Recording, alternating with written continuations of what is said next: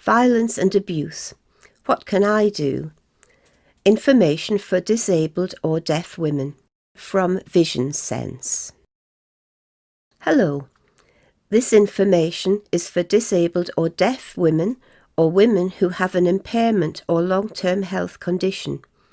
If you have been a victim or survivor of violence, if someone has hurt you or done things to you that you did not want, this is for you. Disabled women experience many different types of physical, sexual, domestic, psychological, or institutional violence.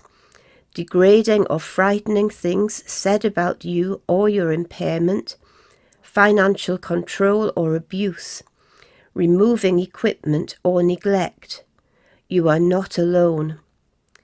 Your abuser might have been a partner, family member, care worker, PA, teacher, or someone you did not know. It doesn't matter how long ago the incidents happened, you can still gain support today. Disabled and non-disabled women researched together in this project, funded by the European Commission. This information is about your rights and services in the UK that can help. The project identified barriers to accessing services or information, made recommendations and found what works. The information in this leaflet is also available in large print, BSL and easy read. You can access them at women-disabilitiesviolence.humanrights.at/publications. You have the right to support and information after violence. In this information, we will talk about the project, types of violence against disabled women, advice and support, and where to get help. About the project. This was an EU project from 2013 to 2015, with research in Austria, Germany, Iceland and the United Kingdom.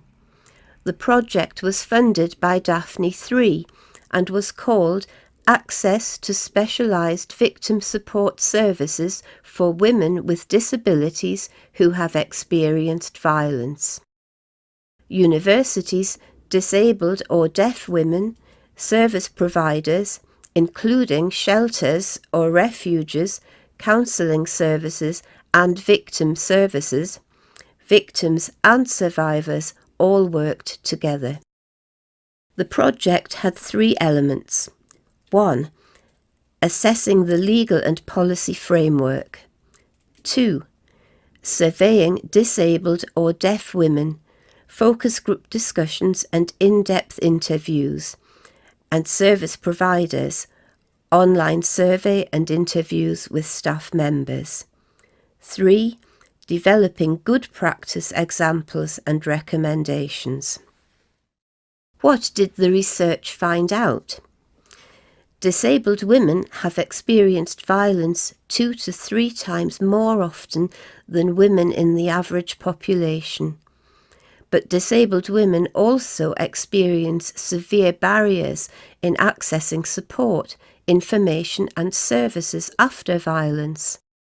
The main findings of the projects, including the final short report, recommendations for service providers and this brochure for disabled women, are available to access in easy language, sign language and audio files at this website: women-disabilities-violence.at/publications. Findings across the 4 countries in the study. Many disabled women in the 4 countries experienced serious and severe violence. You are not alone. Many disabled women were attacked in institutions, by carers, or at home by partners or men in their families. When people hold power over disabled women like us, it stops us telling people what has happened. Sometimes we are scared about losing the support we need.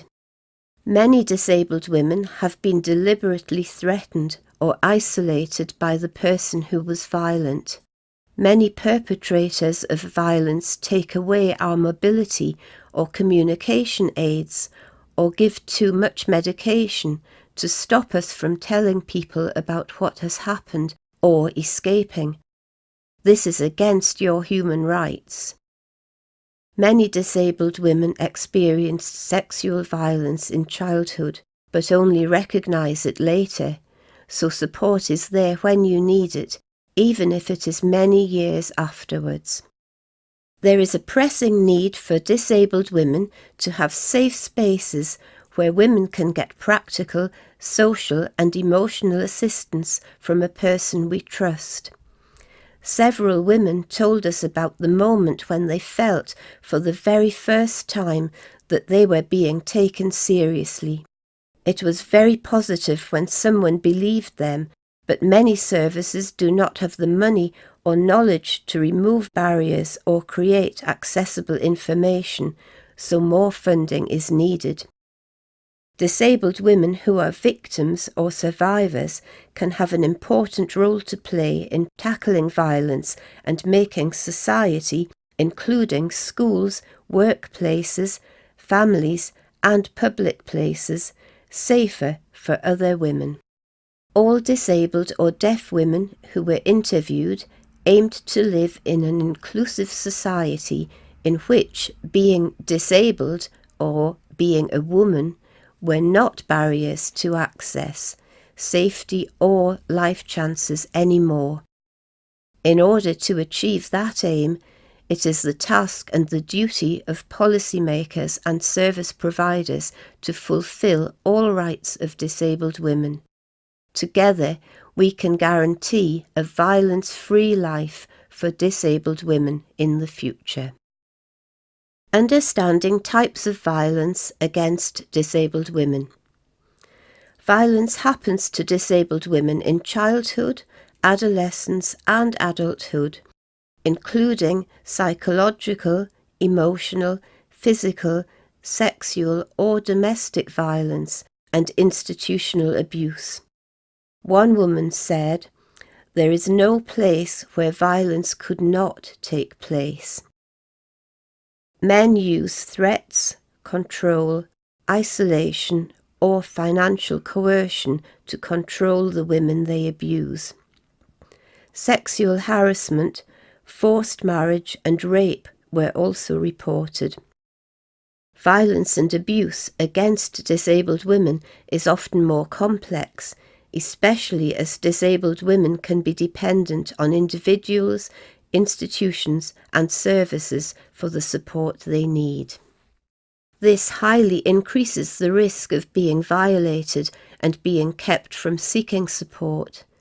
This cuts across cultural, geographical, religious, social and economic boundaries, including women of different class, religion, disability, age or sexual identity. Psychological violence featured very frequently in women's accounts. In all countries, women spoke of being treated with contempt, made to feel worthless, having threats, oppression, and of being frightened. For women living in their own homes, depending on a partner who was at the same time their care person, isolation, manipulation, and control were very often huge issues. Often this was not recognised as violence, but as a normal part of the disabled person's life. One woman said, "He would purposefully give me the strongest painkillers when my friends were coming, and they couldn't come then, obviously, because I was asleep. He would cancel care shifts. He would then say that I'd cancelled them, because again, when you've had them tablets, you're not good at remembering anything, even what your name is." Physical violence was also a common experience shared by most of the women, illustrated by examples that ranged from being hit, spat on, punched and kicked. Physical violence was severe to the extent of being choked or attempted murder by suffocation. Impairment-specific physical violence included being denied assistance and coercion to undergo forced sterilization, being less able to defend oneself, being isolated, or having fewer opportunities was often correlated with increased violence. Sexual violence was among the most frequently experienced types of violence. Disabled women had been exposed to sexual abuse during childhood and adolescence. This ranged from touching genitals, sexual harassment in the public, to repeated rape, sometimes sustained over years. The still prevailing view that girls and disabled women are asexual was considered to have facilitated and encouraged the crossing of boundaries and the perpetrating of sexual violence. Abuse in institutional settings. Women living in institutions recounted disregard and violation of privacy, neglect, and being pressurized to do things they did not want to, and being humiliated. Service-related violence was always characterized by control and domination by staff members, which often led to disregard of respect of their self-determination and autonomy. The life of women in institutions was very often affected by sexual violence and abuse. One woman said, "A male staff member would barge into your room and, take off the duvet. They just feel that, I don't know, that it's part of their work." Another said, "They took my chair. Now I'm very independent, but when people take my chair away, I'm a sitting duck." After about 3 hours of feeling degraded and abandoned and humiliated, I phoned up a friend and said, "Can you come and help me get dressed and get me out of here?" Forced marriage is a severe women's rights violation and a relevant experience of some of the disabled women in the UK study. In Iceland, the problem of losing legal capacity was raised in connection with the effect that women were completely hindered from making their own decisions, for example, relating to the place where they wanted to live. Apart from this, financial dependence on partners, institutions, especially in connection with an uncertain legal residence status, were mentioned as the source of abusive experiences. Disabled and deaf victims and survivors in the project wanted good assessment of women's needs and access requirements, and psychological support in light of their experiences of violence. Support that allows independent living and empowerment. Best practice stems from those practitioners that are attentive, look at the person as a whole, and assess the situation as a whole, and offer good solutions that allow disabled women to live with fewer barriers. Organisations that promote awareness of what violence is have also been of great help to women who have experienced isolation and violence. Organisations that offer safety and anonymity, a non-judgmental and empathetic environment that allow women to express their feelings, outline their experiences and offer information and emotional support throughout everyday life. Recommendations for improvement. Disabled women also made several recommendations for the improvement of services and more effective responses with disabled women. Outreach programs, awareness campaigns, workshops, and information on violence and available support for disabled women in accessible formats. Employing deaf or disabled staff and volunteers in frontline services such as the police, prosecution services, specialist victims support services, and refuges. This could make them more accessible and welcoming. Further employing deaf people in services would limit the need for interpreters, thus avoiding problems relating to anonymity and confidentiality. Regular face-to-face support and information updates. Information on the internet, although freely publicly available, is not accessible for all. The information should be disseminated to women in other ways, such as face-to-face meetings, etc., to overcome communication barriers. Examples of good practice. It was acknowledged that there was plenty of scope for better provision. As one organisation that was near the top in terms of adapted refuge provision acknowledged, a large number of disabled women were turned away on a regular basis. Nevertheless, some important initiatives and practices evident in this study included: one VAW, or Violence Against Women service, had taken the initiative in forging links with a disabled people's organisation to develop research in collaboration with a local university. A service had developed a purpose-built refuge that had extensive features, making it accessible to women with physical and sensory impairments.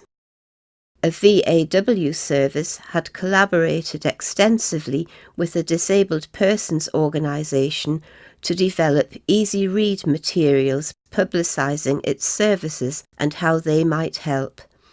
They were investigating ways that this information service could be extended. Specialist services for disabled women, especially at risk of marginalisation, extended help to BME, deaf women and older women.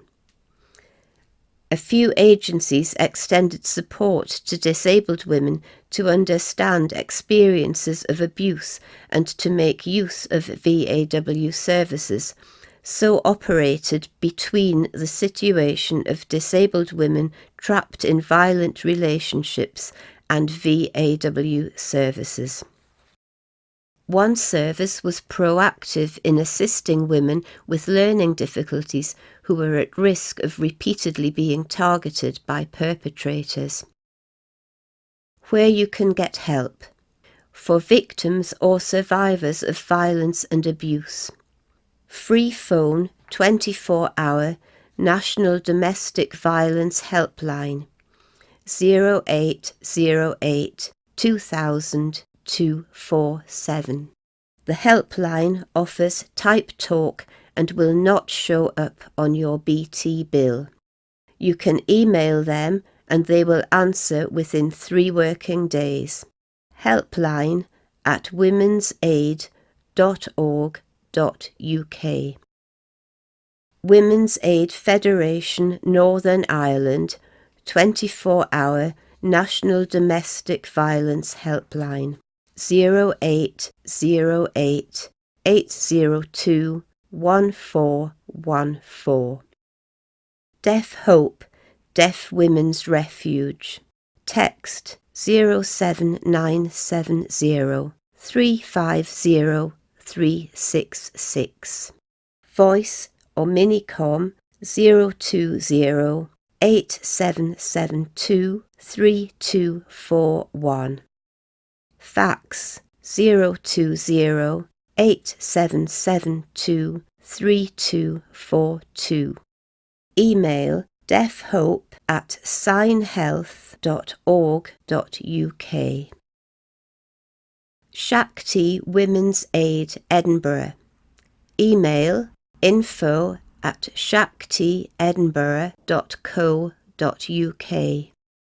Phone 0131 475 2399. Shakti Women's Aid is an organisation based in Edinburgh, working since 1986 to offer support, advocacy and information to all black and/or minority ethnic women, children and young people experiencing and/or fleeing domestic abuse. And that completes the information on this recording. The research was carried out within the project Access to Specialised Victim Support Services for Women with Disabilities who have experienced violence, with financial support from the Daphne 3 programme of the European Union. JUST/2011/DAP/AG/3293. The contents of this document are the sole responsibility of the University of Leeds, University of Glasgow and Vision Sense, and can in no way be taken to reflect the views of the European Commission. This audio version has been produced for Vision Sense by Bliss Ability Transcription, 34 to 36 New Green Street, South Shields, NE 33 5DL. Telephone 0191 427 1666.